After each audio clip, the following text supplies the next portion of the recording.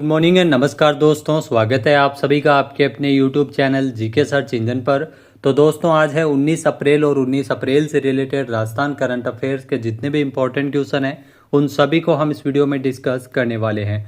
तो पूरा वीडियो बहुत ध्यान से देखना और वीडियो के एंड में मैं आपसे क्वेश्चन भी पूछूंगा जिसका आंसर आप सभी को कमेंट बॉक्स में देना है। कल के वीडियो में मैंने आपसे क्वेश्चन पूछा था जो था राजस्थान में वैदिक संस्कार एवं शिक्षा बोर्ड के गठन को सर्वसम्मति से मंजूरी कब प्रदान की गई है। तो 16 अप्रैल को इसे मंजूर किया गया है, यानी कि सी ऑप्शन यहाँ पर बिल्कुल सही था। जिन दोस्तों ने सी ऑप्शन कमेंट बॉक्स में सही जवाब दिया था उनको हार्दिक शुभकामनाएं। तो राजस्थान सरकार के द्वारा 16 अप्रैल को प्रदेश में वैदिक संस्कार एवं शिक्षा बोर्ड के गठन को लेकर मंजूरी प्रदान की गई है। इस बोर्ड के द्वारा छात्रों को साइंस और योग के बारे में ज्ञान दिया जाएगा, साथ ही वैदिक रीति रिवाज एवं संस्कार आधारित शिक्षा दी जाएगी। इस बोर्ड के माध्यम से नई पीढ़ी को प्राचीन वैदिक परंपराओं और समृद्ध सांस्कृतिक विरासत से परिचित करवाया जा सकेगा, जिससे उनमें राष्ट्रीय और सामाजिक चेतना का विकास होगा। तो चलिए शुरू करते हैं आज के राजस्थान करंट अफेयर्स। पहला क्वेश्चन है, राजस्थान में CREDAI Rajasthan real estate expo 2025 का शुभारंभ कब किया गया है। तो राजस्थान में CREDAI Rajasthan real estate expo 2025 का शुभारंभ 17 अप्रैल से हुआ है, यानी कि सी ऑप्शन यहाँ पर बिल्कुल सही है। 17 से लेकर 20 अप्रैल तक इस एक्सपो का आयोजन है वो राजस्थान की राजधानी जयपुर में किया जा रहा है। आइए जानते हैं इंपॉर्टेंट फैक्ट्स। तो राजस्थान की राजधानी जयपुर में एक बार फिर से रियल एस्टेट निवेश और विकास के क्षेत्र में जयपुर है वो चर्चा का विषय बना है। 17 अप्रैल को राजस्थान इंटरनेशनल सेंटर जयपुर में CREDAI Rajasthan real estate expo 2025 है जिसका भव्य शुभारंभ किया गया है। इस महत्वपूर्ण आयोजन का उद्घाटन राजस्थान की जो उप मुख्यमंत्री है दिया कुमारी के द्वारा किया गया था। CREDAI Rajasthan real estate expo 2025 17 से लेकर 20 अप्रैल तक आयोजित हो रहा है। अगला क्वेश्चन है, राजस्थान के माउंट आबू में स्थित ब्रह्म कुमारी संस्थान की छठी मुख्य प्रशासिका कौन बनी है। तो इस संस्थान की जो छठी मुख्य प्रशासिका बनी है राजयोगिनी मोहिनी दीदी, यानी कि बी ऑप्शन यहाँ पर बिल्कुल सही है। आइए जानते हैं इंपॉर्टेंट फैक्ट्स। तो राजस्थान के माउंट आबू में स्थित है ब्रह्म कुमारी संस्थान, उसकी छठी मुख्य प्रशासिका बनी है 84 साल की राजयोगिनी मोहिनी दीदी। ये पहले से ही संस्था में अतिरिक्त मुख्य प्रशासिका के रूप में कार्यरत थी। मोहिनी दीदी को 13 अप्रैल 2025 को माउंट आबू में हुए प्रबंधन समिति की बैठक में सर्वसम्मति से मुख्य प्रशासिका के रूप में नियुक्त किया गया था। सहायक प्रशासिका के रूप में मुन्नी दीदी को आसीन किया गया है। दादी रतन मोहिनी के देवलोकगमन होने के बाद में मुख्य प्रशासिका का पदभार संभालने की जिम्मेदारी उनको सौंपी गई है राजयोगिनी मोहिनी दीदी को। नेक्स्ट है, राजस्थान के किस आईएफएस अधिकारी को दक्षिण पूर्वी अफ्रीका के मलावी में भारत के अगले नए उच्चायुक्त यानी हाई कमिश्नर के रूप में नियुक्त किया गया। तो दक्षिणी पूर्वी अफ्रीका के जो मलावी देश में जो भारत के नए उच्चायुक्त यानी हाई कमिश्नर के रूप में नियुक्त किया गया अमराराम गुर्जर को, जो राजस्थान से है, यानी कि ए ऑप्शन यहाँ पर बिल्कुल सही है। आइए जानते हैं इंपॉर्टेंट फैक्ट्स। तो राजस्थान के भारतीय विदेश सेवा के अधिकारी अमराराम गुर्जर ये दक्षिण पूर्वी अफ्रीका के मलावी देश में भारत के अगले नए उच्चायुक्त यानी हाई कमिश्नर बने हैं। अमराराम गुर्जर का संबंध राजस्थान के पाली जिले से है। भारतीय विदेश सेवा के अधिकारी अमराराम गुर्जर को दक्षिण पूर्वी अफ्रीका के देश मलावी में भारत का हाई कमिश्नर नियुक्त किया गया है। वर्तमान में रोम में मिशन के डिप्टी चीफ के रूप में वर्तमान में काम कर रहे हैं। नेक्स्ट है, हाल ही में राजस्थान में मारवाड़ रत्न पुरस्कार 2025 के तहत महाराजा विजय सिंह सम्मान किसे दिया जाएगा। तो महाराजा विजय सिंह सम्मान ये मिलेगा बतुल बेगम को संगीत के क्षेत्र में। ए ऑप्शन यहाँ पर बिल्कुल सही है। आइए जानते हैं इंपॉर्टेंट फैक्ट्स। तो मेहरानगढ़ म्यूजियम ट्रस्ट के द्वारा हर साल दिए जाने वाला प्रतिष्ठित मारवाड़ रत्न पुरस्कार 2025 के विजेताओं की घोषणा कर दी गई थी, जिसमें 18 अलग अलग कैटेगरी में ये पुरस्कार 12 मई को जोधपुर स्थापना दिवस के अवसर पर दिया जाएगा, जिसमें महाराजा विजय सिंह सम्मान ये पुरस्कार पद्मश्री बतुल बेगम को मिलेगा। बतुल बेगम जिनको पद्मश्री पुरस्कार मिल चुका है और ये राजस्थानी लोक संगीत में योगदान के लिए इनको पुरस्कार दिया जाएगा।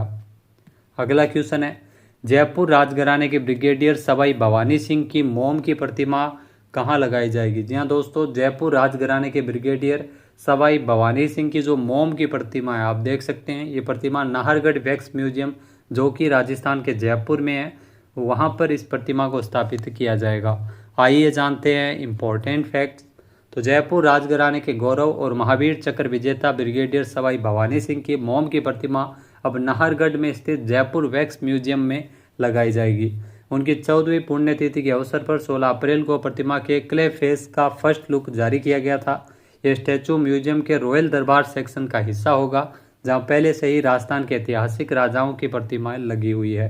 ब्रिगेडियर सवाई भवानी सिंह भारत पाक युद्ध में उनकी वीरता के लिए उनको महावीर चक्र से भी नवाजा गया था।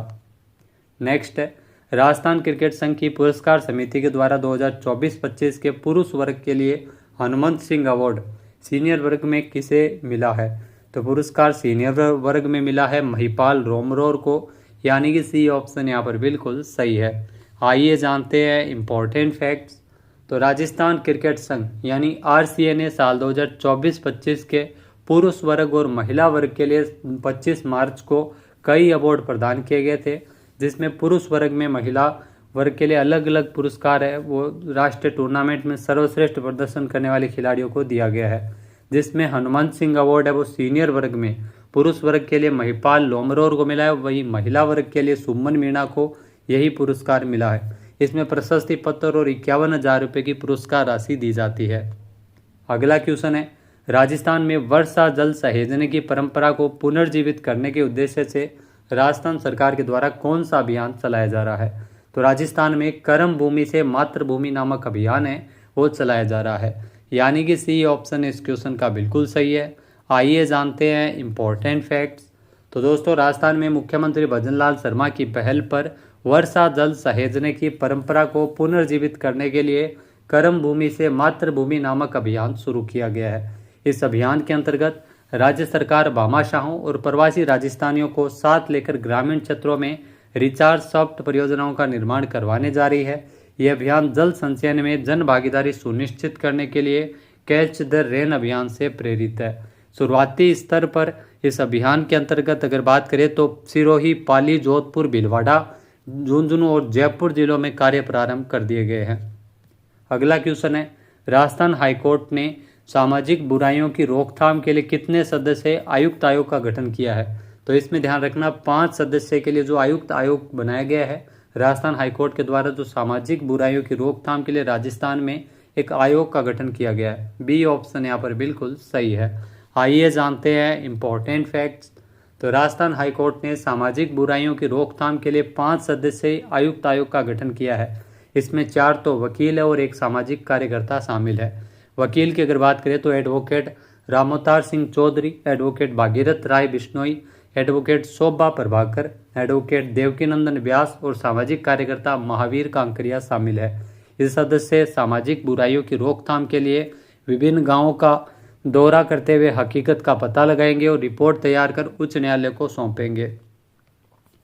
नेक्स्ट है, भारत और उज्बेकिस्तान के बीच संयुक्त सैन्य अभ्यास डस्ट लिंक का 6ठा संस्करण। जी हाँ, डस्ट लिंक जो संयुक्त सैन्य अभ्यास है भारत और उज्बेकिस्तान का, ये कहाँ पर शुरू हुआ है? तो इसकी शुरुआत महाराष्ट्र में हुई है, यानी कि ए ऑप्शन यहाँ पर बिल्कुल सही है। आइए जानते हैं इम्पोर्टेंट फैक्ट्स। तो भारत और उज्बेकिस्तान के बीच संयुक्त सैन्य अभ्यास डस्ट लिंक 6, यहाँ डस्ट लिंक जो अभ्यास है जिसका 6ठा संस्करण 16 अप्रैल से महाराष्ट्र के पुणे में स्थित औंध के विदेशी प्रशिक्षण नोड में आरंभ हुआ है। यह द्विपक्षीय अभ्यास 28 अप्रैल तक चलेगा। इस अभ्यास में भारतीय सेना की जाट रेजिमेंट के एक बटालियन के साथ साथ भारतीय वायुसेना के 60 कर्मी हिस्सा ले रहे हैं। अगला क्वेश्चन है, हाल ही में वर्ष 2028 में होने वाले लॉस एंजलिस ओलंपिक खेलों में किस क्रिकेट को शामिल किया गया है? यहाँ लॉस एंजलिस में जो साल 2028 में ओलंपिक खेल आयोजित होंगे, जिसमें अगर बात करें तो T20 क्रिकेट को इसमें शामिल किया है, यानी कि ए ऑप्शन यहाँ पर बिल्कुल सही है। आइए जानते हैं इम्पोर्टेंट फैक्ट्स। तो 128 साल बाद में ओलंपिक खेलों में क्रिकेट शामिल हुआ है। यहाँ 2028 में होने वाले लॉस एंजलिस ओलंपिक खेलों में T20 क्रिकेट को शामिल किया गया है। क्रिकेट खेलों का आयोजन है वो दक्षिण कैलिफोर्निया के पोमोना शहर में किया जाएगा। पुरुष तथा महिला वर्ग की 6 टीमें इसमें शामिल होगी। इससे पहले साल 1900 में ओलंपिक खेलों में क्रिकेट को शामिल किया गया था। तो अब T20 क्रिकेट को शामिल किया है ओलंपिक खेलों में। अब बात करते हैं आज के हमारे क्विज की, जिसका आंसर आप सभी को कमेंट बॉक्स में देना है। तो आज का क्विज है, राजस्थान में मुख्यमंत्री भजनलाल शर्मा ने कितने मेगावाट क्षमता के सोलर पावर प्लांट का शुभारंभ किया। एक बार फिर से सुनिएगा, सीएम भजनलाल शर्मा ने कितने मेगावाट क्षमता के सोलर पावर प्लांट का शुभारंभ किया है राजस्थान में। सही आंसर आपको कमेंट बॉक्स में देना है। और अगर ये वीडियो आपको पसंद आए तो इसे आप लाइक और शेयर करना बिल्कुल न भूलिएगा। चैनल पे नए जुड़े हो, सब्सक्राइब नहीं किया है तो सब्सक्राइब बटन पर क्लिक करें। इस वीडियो की जो PDF फाइल है वो आप वीडियो के डिस्क्रिप्शन बॉक्स से डाउनलोड कर सकते हैं। क्वेश्चन आंसर आप वोट करके भी कर सकते हैं। वीडियो देखने के लिए धन्यवाद। जय हिंद, जय भारत, जय राजस्थान।